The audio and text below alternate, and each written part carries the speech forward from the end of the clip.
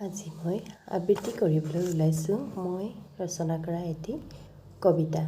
কবিতাৰ শিৰোনাম ফাগুন আকৌ আহিল প্ৰতিশ্ৰুতি আৰু সম্ভাৱনা লৈ। এচাটি শীতল সমীৰণে কোবাই লঠঙা কৰা বিৰিখৰ ডালত অলেখ সম্ভাৱনা আৰু সপোনৰ কল্লোল। শীতৰ সেমেকা গধূলি কুঁৱলীসনা পুৱাৰ উমাল ৰ'দজাকৰ বাটেদি খুপি খুপি আহিল ফাগুন। মায়াময় ফাগুনৰ ছন্দত প্ৰৱাহিত হৈ আবিৰৰ নিজৰা।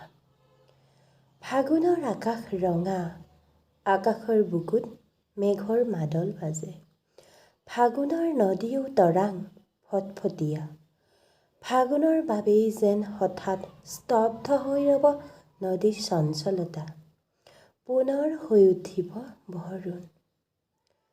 উৰুঙা মনটিও ফাগুনক পাই ভৰি পৰে প্ৰাপ্তি প্ৰাচুৰ্যৰে। চৌদিশে এটি ৰিঙা ৰিঙা ভাৱ।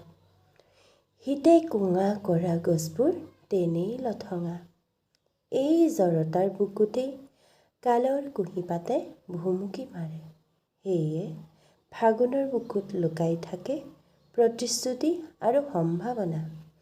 পলাশৰ জুই বুকুত লৈ এয়ে নিলাজী ফাগুন। পছুৱা ছাতিয়ে মন থৌকি বাথৌ কৰি যায়। গছে বনে আকাশে বতাহে ৰঙৰ উৎসৱ। আমৰ ডালত বেঙুনীয়া কুঁহিপাতৰ অবুজ উচুপনি। প্ৰেমিক হৃদয়ত সপোনৰ গুণগুণনি। পলাশ মদাৰ শিমলুৰ আগেদি জুই বৰষে। যেন নিমিষতে পুৰি ছাৰখাৰ কৰিব শুকান নৰা আৰু সৰাপাতৰ ৰুক্ষ পথাৰখন। ৰিব ৰিব মলয়াৰ মৃদু নাচোনে কোবাই থকা নৈপৰীয়া বিৰিণা সাগৰী নয়নাভিৰাম আৱেশে মানুহৰ মনক লৈ যায় মদাৰ ৰঙী জগতখনলৈ।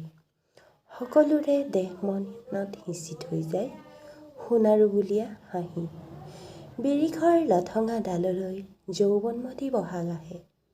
পলাশ মদাৰ সোণাৰুৱে তাতে ঢালি দিয়েহি প্ৰতিশ্ৰুতিৰ বতৰা আৰু আশাৰ নিজৰা।